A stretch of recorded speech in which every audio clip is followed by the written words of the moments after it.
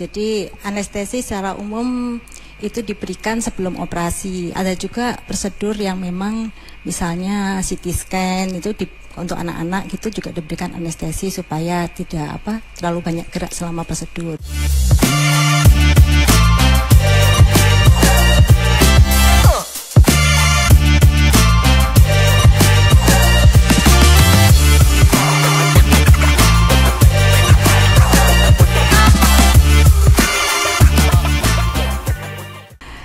Saya sudah bersama dengan Dr. Andrea Ika, spesialis anestesi MKes dari RSKK yang hari ini mengajak kita untuk lebih memahami pre-anestesi, tahapan krusial sebelum prosedur anestesi. Halo dokter. Halo, selamat pagi. Selamat pagi. Hari ini topiknya membuat kita deg-degan karena biasanya kalau anestesi itu orang konotasinya mau operasi gitu dok. Ini memang anestesi itu ke situ atau sebenarnya ada hal-hal lain yang perlu kita pahami lebih lanjut ya dok ya? Iya, jadi anestesi secara umum itu diberikan sebelum operasi. Ada juga prosedur yang memang misalnya CT scan itu untuk anak-anak gitu juga diberikan anestesi supaya tidak terlalu banyak gerak selama prosedur. Jadi memang anestesi itu diberikan di kamar operasi dan bisa juga diberikan di luar kamar operasi. Bisa juga ya. Bisa. Oh baik, kalau gitu kita mesti lebih memahami hal ini mumpung ada spesialisnya di sini bersama saya. Nah kalau mau kita menjalani anestesi, apa saja persiapan-persiapan yang harus kita lakukan dok? Persiapannya otomatis ya harus mempersiapkan diri atau otomatis diperiksa secara umum. Biasanya pasien akan dikunjungi dokter anestesi atau ke poli anestesi. Di sana di anamnesis ya atau ditanya-tanya, diwawancara mengenai dia riwayat sakitnya, kemudian riwayat keluarga, riwayat alergi, kemudian juga faktor penyulit yang mungkin timbul selama operasi nanti. Mungkin pasien pernah mengalami pembiusan sebelumnya dan mungkin ada hal-hal yang membuat dia tidak nyaman. Itu semuanya nanti akan digali. Karena itu penting jujur. Nah ini jujur cerita sebenarnya ya. Karena saya memperhatikan ada beberapa orang mungkin mitos kayak misalnya dia punya riwayat kejang gitu. Mungkin batinnya wah ini riwayat ini agak memalukan, jadi tidak disampaikan. Padahal itu bahaya dulu ya. Karena ada obat-obat anestesi yang justru akan memicu kejang. Jadi semua harus disampaikan.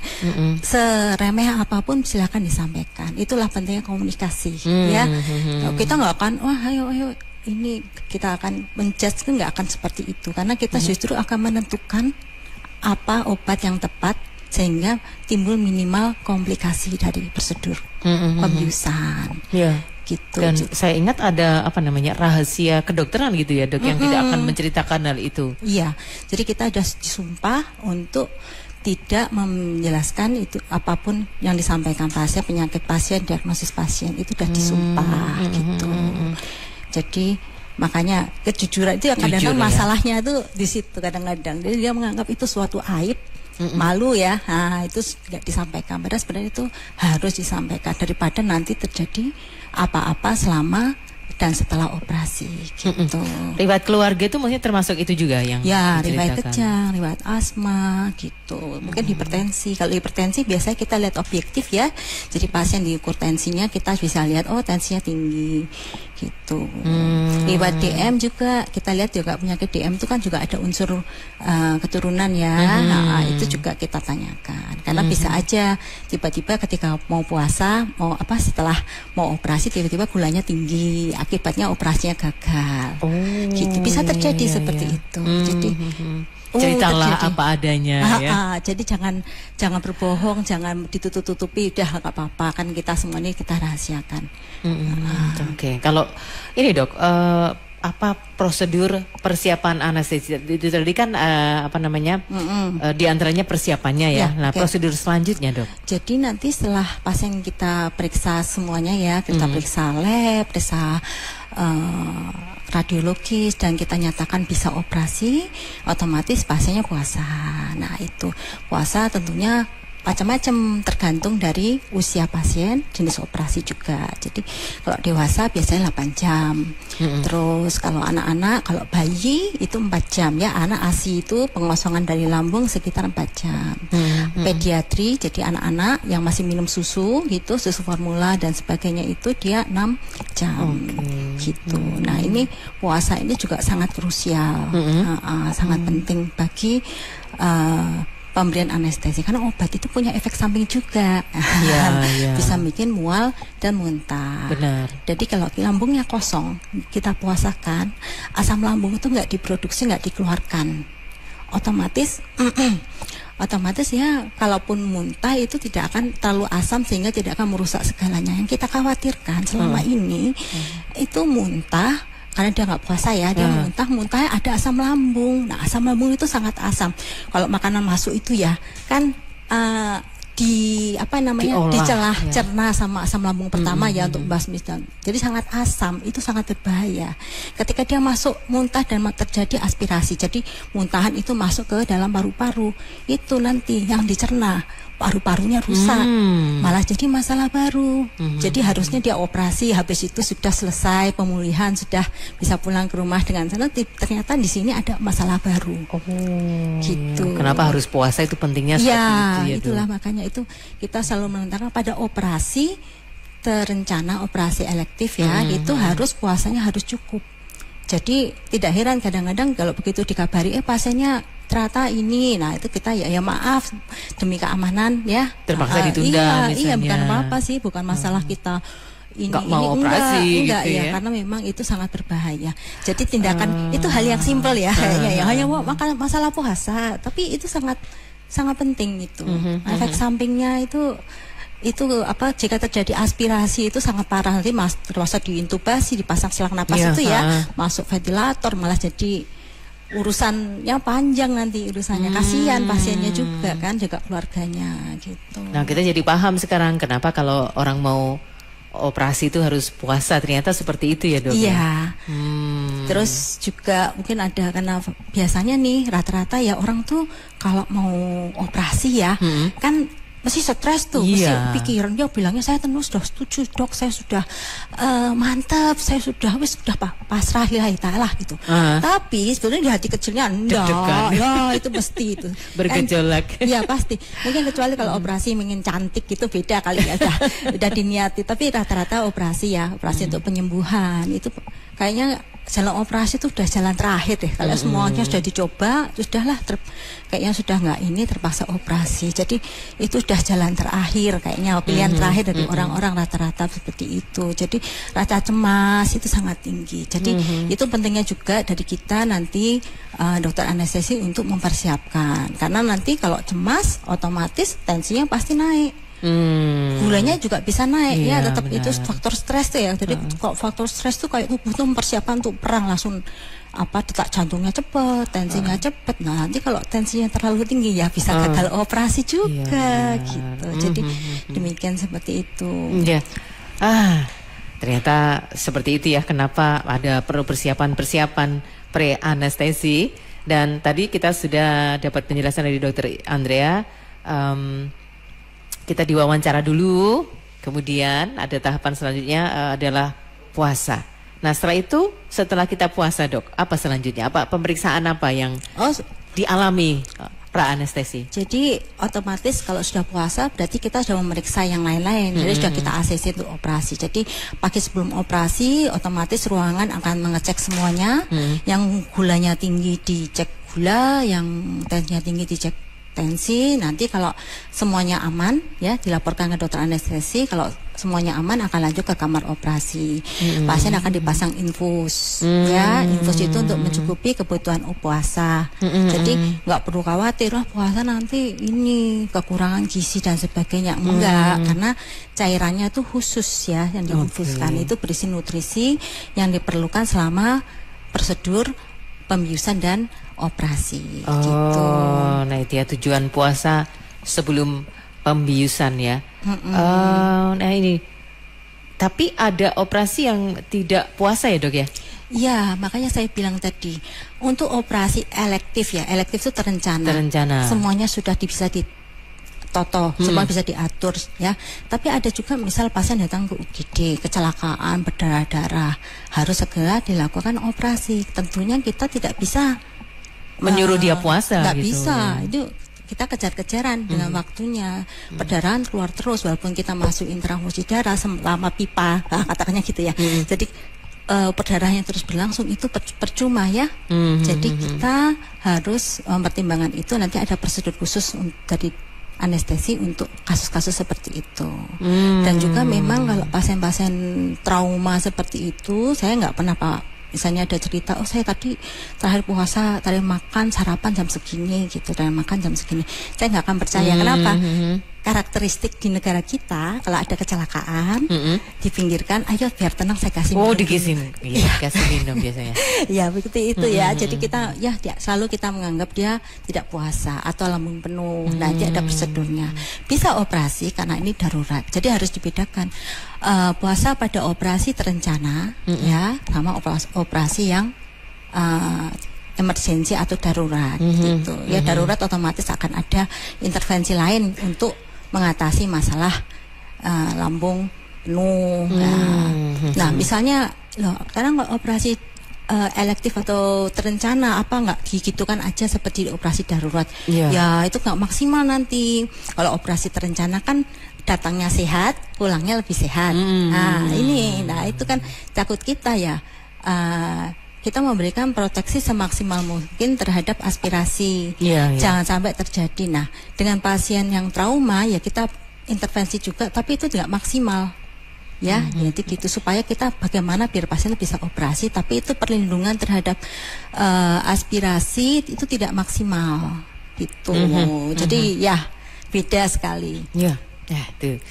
Masih sedikit ini yang kita ulik ya, nanti masih banyak lagi. Apa tahapan-tahapan krusial yang harus dijalani seorang pasien yang akan menjalani anestesi dan bagaimana prosedur-prosedurnya.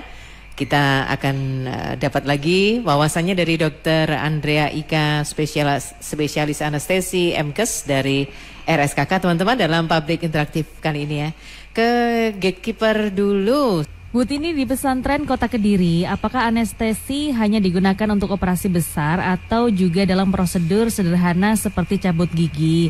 Karena sang anak besok mau cabut gigi tapi hari ini sudah grogi takut. Pak Malik perjalanan dari Kediri arah Blitar juga turut menyimak Radio Andika. Tadi disampaikan efek samping anestesi yaitu mual dan lain-lain. Tapi apakah ada risiko jangka panjang dari penggunaan anestesi sendiri? Baik, sebentar lagi Dr. Andrea Ika akan menyampaikan penjelasannya. Baik, masih bersama Dr. Andrea Ika, spesialis anestesi MKes ya dari RSKK. Silakan Dok untuk Bu Tini dan Pak Malik pertanyaannya.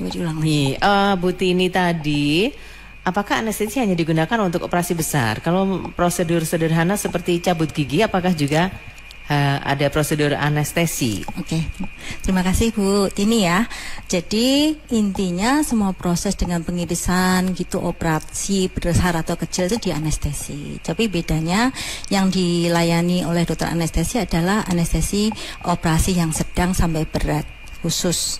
Kalau cabut gigi mungkin di dokter gigi akan diberikan lokal anestesi, jadi nggak usah khawatir. Kecuali dia mungkin banyak yang dicabut harus dengan pembiusan total. Nah itu nanti masuk kamar operasi gitu. Jadi nggak usah khawatir ya, karena memang pasti dibius, nggak mungkin lah. Iya, cuma seger-segeran dicabut bahkan, gitu Dok. Kalau misalnya ini ya luka gitu, luka itu terus misalnya perlu dijahit itu juga dibius, jadi nggak usah khawatir gitu. Tenang saja ya. Baik, ditenangkan kepada anak Bu Tini yang katanya mau cabut gigi besok ya. Kalau yang Pak Malik ini, tadi kan dokter sampaikan ada efek samping anestesi misalnya mual dan lain-lain. Nah, apakah ada resiko jangka panjangnya dari kalau kita pernah anestesi itu? Resiko jangka panjang itu sangat personal ya, karena tidak semua orang yang dianestesi akan mengalami. Sejauh ini saya amati rata-rata aman, karena memang efek dari pembiusannya itu hanya selama 24 jam setelah pembiusan ya. Jadi rata-rata juga karena paparannya hanya sebentar itu relatif aman. Mungkin kalau memang reaksi ya bisa menimbulkan mual muntah, ya itu sementara selama paling enggak ya 1-2 hari pertama setelah operasi. Kecuali memang sebelumnya dia punya masalah lambung, nah itu jadi masalah lambung itu yang akan menyebabkan dia mual muntah setelah operasi, sering mungkin yang seperti itu yang harus diatasi.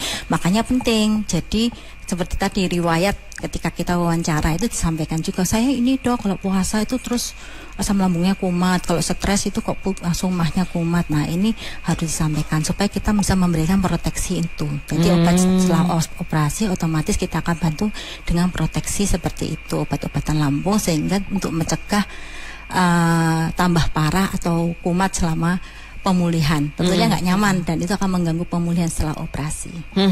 Nah sekarang tadi kan sempat juga disinggung sama Bu Tini untuk anak ya dok. Biasanya kalau untuk pasien anak yang rewel itu bagaimana cara mengatasinya pre-anestesi? Jadi kalau untuk operasi sedang berat pada anak itu biasanya sirkumsisi juga ada pada anak-anak pediatri yang di bawah, yang kalau 12 tahun ke atas kan relatif sudah kooperatif ya. Kalau anak-anak yang supaya kita mencegah trauma dan sebagainya memang harus puasa. Puasanya ada yang kalau bayi 4 jam, kalau anak-anak 6 jam.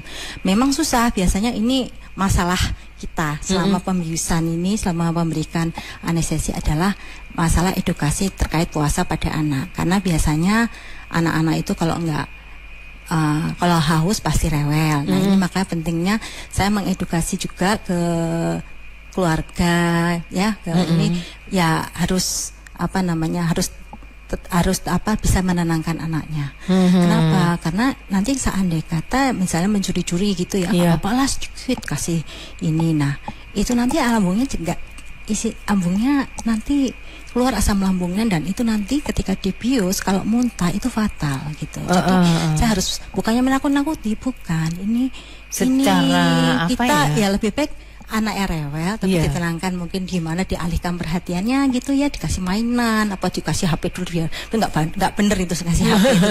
Tapi maksudnya diselimurkan gitu supaya dia lupa gitu. Dan orang tua nggak usah khawatir karena selama dia puasa itu dipasang infus, dan infus pada anak itu ada gula, ada nutrisi. Jadi nggak usah khawatir dengan puasa nanti anak saya kekurangan gizi dan gini, itu orangnya haus. Memang sensasi haus itu memang tidak nyaman ya, tapi lebih baik ini cuma sebentar daripada nanti ada komplikasi. Kan nggak lucu nanti kalau sampai terjadi aspirasi atau yang saya bilang tadi yang muntah masuk ke paru-paru, nanti masuk ICU, kan nggak lucu. Cuma operasi ini aja terus sampai masuk itu kan nggak lucu juga. Mau saya juga ya memang anak rewel, marilah kita alihkan perhatiannya, kasih mainan atau apa, pokoknya biar dia lupa dan nyaman selama ini, selama proses persiapan operasi. Ya itulah pentingnya juga ketika kita pasien dikirim itu di ruang persiapan tetap didampingi orang tuanya supaya tenang. Ya jangan sampai nangis. Nah karena memang psikologi kan begitu ya. Bahasa anak itu kan kalau apalagi masih bayi gitu, dia belum bisa berkata-kata dengan menyampaikan isi hatinya, dia pasti bahasanya adalah menangis. Menangis lapar, menangis haus, ya seperti itu. Kadang-kadang itu yang membuat keluarganya nggak tega. Gitu. Jadi walaupun sesendok seini itu, tetap tapi tidak. Tapi memang ada toleransi untuk air putih. Ya air putih itu bisa diberikan 2 jam sebelum. Jadi biar air putih tapi sedikit dong, nggak sebotol aqua gitu ya, enggak gitu, sedikit aja supaya tidak terlalu rewel. Ada toleransinya untuk air putih, karena air putih di lambung hanya sekitar 1 jam 30 sampai 1 jam di di lambung. Gitu. Kita bisa mentolerir itu, tapi tentunya jumlahnya tidak banyak-banyak. Tidak boleh banyak-banyak ya. Gitu. Ya, ini persiapan untuk teman-teman yang putra-putrinya mungkin sebentar lagi akan menjalani operasi. Tentunya ini yang elektif ya dok ya, yang terencana ya. Ada persiapan puasa dan itu betul-betul harus diterapkan. Iya betul. Tidak boleh dicuri-curi dikasih. Iya demi keamanan ya. Daripada nanti maunya misalnya sunat anak-anak gitu bayi gitu ya, maunya ini harusnya kan habis itu kan dirayakan atau apa semuanya gembira. Nah ini kalau ternyata aspirasi masuk ICU kan jadi masalah ya. Eman-eman sekali gitu loh. rencananya mau bergembira jadinya tidak jadi kan, gembira ya. Sini kan gitu kalau sunat. Ya, oke. Nah sekarang ini dok, misalkan dalam pengobatan apakah bisa ditentukan misalnya tentang obat hipertensinya untuk yang mau anestesi itu? Jadi kita kan nanti otomatis persiapan anestesi tadi diperiksa ya. Oh ada tensi yang kita rasa ya memang dia seoptimalnya. Jadi pertamanya kita akan minta konsul ke jantung dulu. Setelah diterapi oleh dokter jantung nanti akan kita lihat tensinya seoptimal seberapa. Tentunya kita tidak bisa saya tensinya 170 saya bikin 120 itu kan juga nggak boleh ya, nanti malah timbul masalah lagi. Jadi ada setelah kita anggap optimal paling nggak stabil, pasien tetap disiapkan tapi tetap minum obat anti hipertensinya. Jadi nanti kita pilih, biasa ketika pemeriksaan obatnya apa aja kita lihat. Oh ya, yang ini stop, yang ini lanjut, yang gitu. Jadi supaya tidak terjadi hipertensi, tensi yang naik ketika sebelum operasi, durante operasi, selama operasi, atau setelah operasi, atau tensi yang terlalu ngedrop karena keduanya tidak bagus, dapat menimbulkan masalah baru. Gitu. Cumanya harus betul-betul siap optimal, ya. Tapi kita boleh ulangi lagi. Tadi kan dokter sebenarnya sudah menyinggungnya masalah-masalah yang dihadapi kalau misalnya persiapan anestesinya kurang optimal. Tapi pasti kita perlu ingat lagi dok, apa dampaknya kalau persiapan pre-anestesinya itu kurang optimal. Jadi otomatis ya persiapannya pertama bahaya. Dia cemas, nah itu otomatis nanti semuanya pasti naik. Nah, denyut jantungnya naik, terus gulanya naik, tensinya naik, nggak stabil selama operasi. Nah, tensinya terlalu tinggi itu juga bisa menimbulkan perdarahan yang lebih banyak selama operasi. Jadi aslinya harusnya nggak sampai sebegitunya, tapi karena dia tensinya tinggi, ya itu perdarahannya jadi banyak.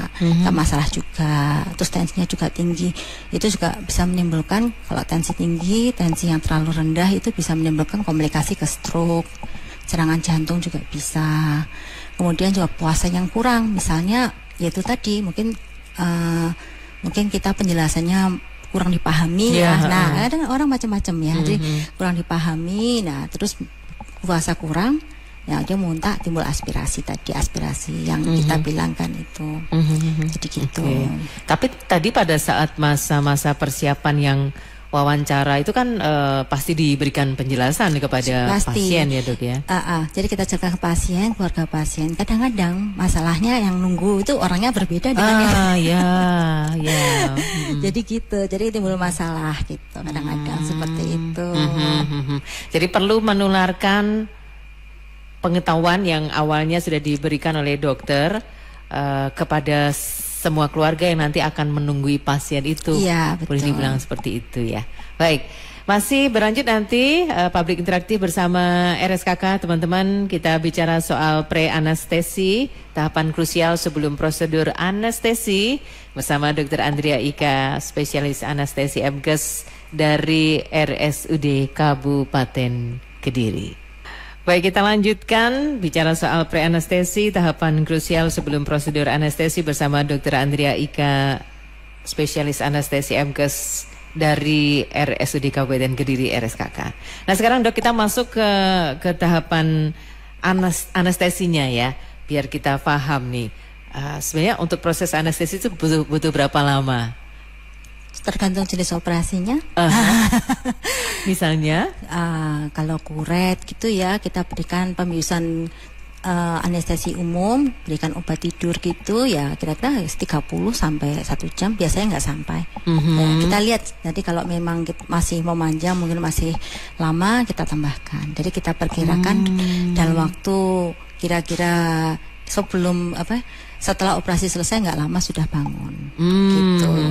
Dan kalau operasi semuanya tergantung dari jenis operasinya. Jadi jangan sampai yang operasinya 3 jam terus 1 jam udah hilang. Nah itu jangan sampai. Jadi memang kita semuanya kita lihat gitu. Tergantung jenis operasinya, ada masalah apa enggak. Jadi sangat personal. Gitu. Baik, kita ke gatekeeper lagi. Bu Cynthia di Pagu Kediri tentang rasa takut atau khawatir dibius menanyakan apa yang dirasakan saat anestesi diberikan setelah dibius? Apakah kondisi kita benar-benar tidak sadar dan apakah ada kemungkinan tiba-tiba sadar saat operasi berlangsung? Pak Yonggi di Boyolangu Tulungagung mendengar ada istilah bius lokal. Apa yang dimaksud dengan bius lokal? Bu Naning di Ponggok Blitar, apakah pasien bisa ditemani keluarga sebelum atau setelah anestesi diberikan supaya bisa membantu menenangkan pasien? Waktunya kita berikan jawaban untuk Bu Sintia, Pak Yongki, Bu Naning. Kalau Bu Sintia ini dokter tentang rasa takut atau khawatir dibius ya. Apa yang dirasakan saat anestesi diberikan dan setelah dibius, apakah kondisi kita benar-benar tidak sadar? Apakah ada kemungkinan tiba-tiba tadi sadar saat operasi berlangsung? Oke. Terima kasih atas pertanyaannya Bu Sinta. Jadi kalau ketika dia dibius umum, otomatis ya sebelum pembiusan umum itu sendiri kita memberikan obat yang menimbulkan efek kantuk. Ya, itu juga akan mengurangi kecemasan juga, punya efek anti kecemasan. Terus dibius tidur, jadi dia nggak akan kerasa apa-apa karena bisa mulai diiris adalah ketika masuk stadium pembiusan yang tinggi ya. Jadi lebih dalam dari sekedar tidur. Jadi tidur dibangunkan nggak bisa. Jadi nggak usah khawatir. Nah, terus saya bilang tadi yang sebelumnya ya, kalau jenis pembiusan itu disesuaikan dengan operasinya. Jadi semisal harus dengan bius umum, kita akan menyesuaikan dengan jenis operasinya. Dan pasien selama di kamar operasi akan dipasang monitor. Jadi kita akan tahu, oh ini saatnya saya menambah obat bius, saatnya saya mendalamkan lagi anestesinya lagi. Jadi ini semuanya terpantau. Jadi nggak usah khawatir. Indikatornya ya dok ya, ada, monitor itu ya. Itu. Jadi nggak usah khawatir akan terbangun selama operasi. Itu untuk pembiusan total. Untuk pembiusan yang lain ada jenis yang lain lagi yang mungkin biasa untuk ibu hamil itu operasi hernia ya. Itu namanya regional anestesi. Regional anestesi itu regio. Jadi untuk operasi di bawah pusat. Ya, pusar ini bawah ya, pilihannya itu salah satunya. Nah itu biasanya kita ketika memberikan pembiusan itu kita berikan obat suntik di punggung. Nanti akan terasa kakinya berat, nggak bisa diangkat selama nanti waktunya disesuaikan dengan lama operasinya. Ya kalau operasinya sebentar ya kita pakai obat yang durasinya sebentar. Kalau operasinya lama itu ada obat dengan durasi yang lama. Jadi sesuaikan dengan jenis obatnya. Jadi makanya ini sangat individual. Nah jika mungkin pasiennya, dok saya takut, oh ya habis setelah kita berikan anestesi itu yang suntik punggung, saya akan menidurkan supaya nyaman ya gitu, karena kadang-kadang ketakutan itu menimbulkan masalah selama operasi. Jadi lebih baik ketika saya selalu menawarkan, Anda ingin tidur atau pengen begini aja, oh saya pengen tidur, oke saya berikan obat tidur, dan pas setelah operasi selesai pasiennya bangun. Gitu. Jadi beda dengan bius umum tadi ya dok ya, sudah sangat beda. Sebenarnya itu biusnya lokal, tapi kemudian kita diberikan obat tidur. Ya, bukan lokal ya, regional. Lokal itu misalnya tadi pertanyaan Bapak siapa tadi? Pak Yongki. Lokal itu semisal biasanya yang bisa diberikan ya kalau sunat biasa yang nggak di kamar operasi itu kan lokal tuh, dibius di saraf-saraf sekitar situ, atau cabut gigi saraf-saraf di sini. Oh itu lokal ya? Ya, hanya lokal di situ. Kok regional termasuk regio perut, kayak gitu. Jadi kalau regio itu cakupannya lebih luas daripada ini, daripada lokal. Yang diberikan juga lokal anestesi, tapi lokal anestesinya khusus. Ya, yang memang untuk operasi itu gitu. Jadi beda lokal anestesi untuk cabut gigi sama lokal anestesi yang diberikan untuk operasi pusar ke bawah. Ya, jadi kapan pasiennya dibius total, kapan pasien dibius yang regional itu tergantung nanti kita jenis operasinya, kondisi pasien gitu. Semua kita kembalikan lagi. Dievaluasi karena ini sangat individual. Tiap orang responnya berbeda. Itu yang harus saya jelaskan. Jadi nggak bisa kita samakan si A, si B gini sama, nggak bisa. Ya. Makanya perlu tadi di awal ada seperti wawancara itu ya. Asesmen itu sangat penting, sangat menentukan. Ya. Nah, Bu Naning sebentar tadi kalau Bu Naning itu ditemani keluarga sebelum anestesi itu bolehkah? Jadi ketika ke ruang persiapan biasanya ada keluarganya ikut serah terima ya. Nanti kita jelaskan kembali. Untuk bukan menakut-nakuti, tapi kita jelaskan. Jadi nanti di ruang persiapan terus pasien masuk, tapi tanpa diiringi keluarga ya. Tentu kan apa yang terjadi itu kan harus keluarga nggak boleh masuk di situ. Terus kita bius, setelah masuk ke ruang pemulihan sudah bisa ditengok keluarganya. Tapi tetap di ruang pemulihan mungkin hanya satu keluarga ya yang bisa bergantian menengok, karena ini bukan ruang perawatan. Takut kita operasi udah susah-susah, bebas infeksi gitu. Nanti kalau banyak orang yang masuk itu takut kita ya akan mengganggu penyembuhan luka. Yang juga di ruang observasi itu dok ya? Yang di ruang nanti setelah operasi dia akan ke ruang pemulihan. Atau kita bilang recovery room. Gitu. Jadi nanti misalnya ditunggu 2-4 jam gitu, kita lihat 2-4 jam ya. Kalau sudah bagus, nggak ada mual, nggak ada muntah, sudah bisa berkomunikasi gitu, biasanya kita pindah ke ruangan. Itu udah ada kriteria sendiri di sana gitu. Baik. Ada yang perlu kita sambungkan ini, Silvi? Bergabung Mbak Ulfa, posisi di Nanggungan Kayen Kidul Kediri. Oh iya, Mbak Ulfa. Halo, selamat siang. Selamat siang. Silakan Mbak Ulfa. Ceritanya ini tadi hampir sama dengan saya. Barusan saya dengar tadi, terus saya coba sharing ke Radio Andika. Seperti saya kejadiannya begitu dok. Cuma ini cerita tahun 2012. Ya, waktu itu saya pernah kan operasi usus buntu gitu. Usus buntu tapi dokternya bilang itu sudah membusuk. Oh ya. Jadi operasi bukan operasi usus buntu, ini operasi belah dari samping pusar itu ya dok ya. Itu sampai ke bawah, sampai ke bahasanya ke di atasnya anus gitu. Iya. Nah itu juga. Itu puasa juga kan, sebelum operasi puasa juga, itu udah nahan lapar, udah nahan gejalanya kan, posisi kan saya kayak lambu saya itu udah di sama selang gitu loh dok, udah diambil cairannya, sudah bersih cairannya, baru itu tahap operasi gitu setelah puasa. Tapi kenapa ya dok, saya dulu itu agak ingat itu setelah operasi itu kayak pusing, terus kayak harus kayak pengen ngamuk gitu loh dok.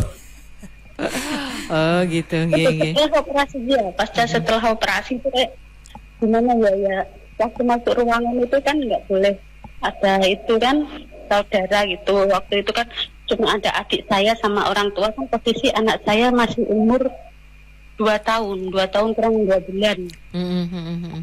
Nah itu saya operasi itu. Nah itu apakah termasuk operasi belah? Dan saya ini anestesi apa gimana ya? Apa dampaknya gitu? Kayak gitu loh dok. Baik itu Mbak Ulfa, nanti ditunggu jawabannya sebentar lagi. Iya siap-siap, makasih. Sama-sama Mbak Ulfa di Nanggungan Kayen Kidul Kediri. Silakan dok, langsung diberi respons. Iya. Selamat pagi Mbak Ulfa, terima kasih atas pertanyaan dan sharingnya ya. Jadi memang ya saya bilang tadi, efek pembiusan, efek operasi itu sangat individual bagi tiap orang. Kalau situasi yang Mbak ceritakan tadi, dia operasi besar ya, otomatis operasi besar, durasi lama, obat yang diberikan juga banyak ya. Terus juga ketidaknyamanan, ini semua memang karena memang fase sebelumnya sudah mungkin faktor stres, faktor pikiran itu udah kenceng. Nah sehingga mediator di tubuh kita itu berlebihan, itu yang menimbulkan setelah operasi emosinya naik ya, seperti psikologis itu ya, dok. Makanya itu penting, seandainya kata kita bisa menyiapkan dengan lebih baik, itu akan dikurangi ya. Makanya kita bilang kita atasi kecemasan ya dengan psikologi, dengan pendekatan psikologi otomatis ya pertama, kemudian dengan obat-obatan supaya kejadian seperti ini berkurang saya bilang ya, karena tiap orang responnya berbeda-beda gitu. Artinya tapi bukan karena obat anestesi yang disuntikan itu kan dok, bukan dari dampak itu kan? Saya kira itu asesmen anestesi tetap dilakukan di kasus ini ya. Jadi memang respon tiap individu berbeda. Apalagi ini kan mbaknya juga cerita pasang itu ya NGT ya, NGT kita bilang kosong itu sangat nggak enak itu. Menyiksa dok. Menyiksa itu orang nyeri itu juga meningkatkan ini mediator katanya kita bikin terus nambah stres tubuh. Nah kalau kita bilang katekolamin bahasa medisnya begitu. Nah itu yang menimbulkan kenapa dia ada keluhan-keluhan nggak nyaman setelah operasi seperti itu. Makanya memang kalau operasi terencana harusnya memang bisa lebih ditata supaya tidak terjadi hal-hal seperti ini ya. Lebih baik daripada kalau operasi darurat gitu.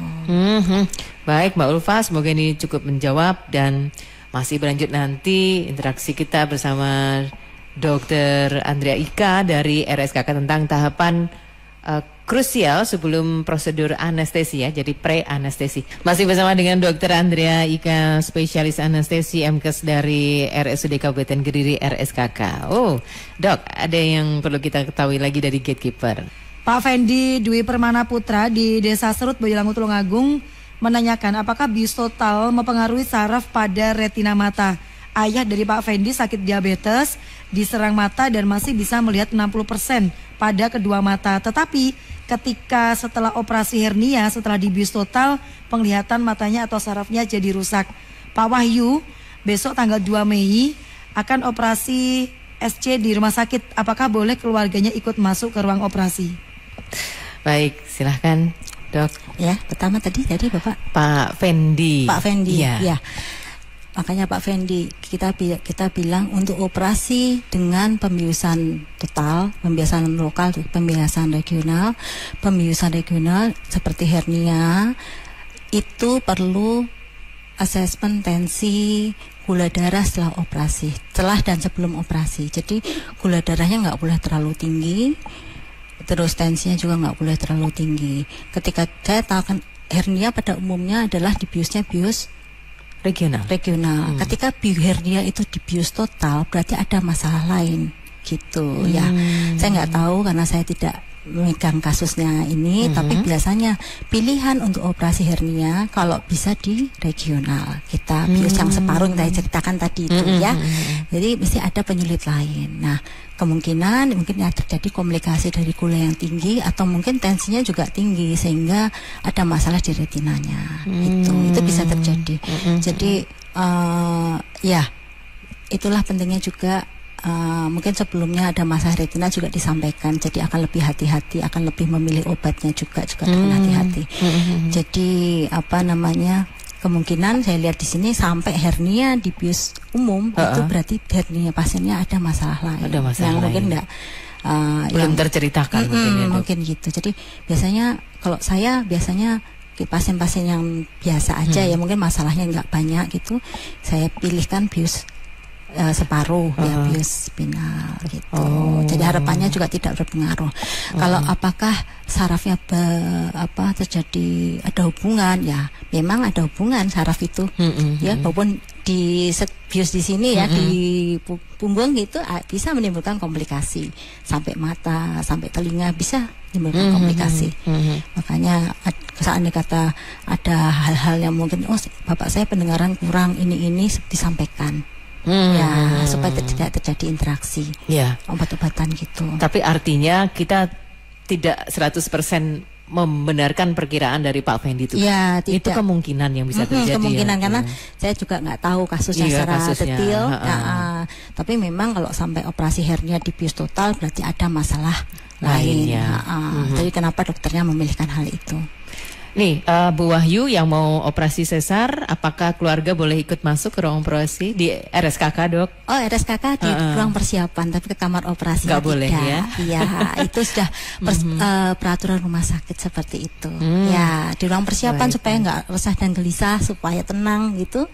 Ya, ditemani sampai masuk ke kamar operasi, dadah-dadah gitu sudah ya, sampai ketemu nanti di ruang pemulihan gitu. Nah dok, kalau mau konsultasi pre-anestesi ini apakah memang itu sudah prosedur operasi kalau di RSKK atau kita boleh konsultasi secara mandiri gitu? Oh, kita ini adalah jadi satu kesatuan dengan instalasi kamar operasi. Jadi memang biasanya konsultasi itu adalah pasien-pasien yang mau operasi. Jadi kalau pasien elektif biasanya dari poliklinik ya, poliklinik bedah, poliklinik kandungan, THT, itu nanti setelah melengkapi semua syarat untuk dibawa ke situ. Atau pasien yang ngamar yang nggak lewat poli itu nanti biasanya ada kunjungan dokter anestesi untuk asesmen kondisi untuk atau dari UGD mungkin juga kita akan ada asesmen juga di sana. Jadi kan masuknya pasien lewat jalur macam-macam ya. Baik. Jadi semuanya harus dipersiapkan. Jujurlah pada saat sesi asesmen bersama dengan dokter anestesi supaya nanti meminimalisir hal-hal yang tidak diinginkan ya, Dok ya. Ya, baik. Dokter Andrea, semoga sehat selalu. Nanti kita akan ketemu lagi insya Allah gitu ya pada kesempatan mendatang untuk mengingatkan teman-teman yang mau persiapan anestesi ya, Dok. Iya. Sehat-sehat selalu ya, Dok. Sama-sama. Oke. Terima kasih juga teman-teman yang sudah berinteraksi dalam public interaktif kita bersama dengan RSKK hari ini.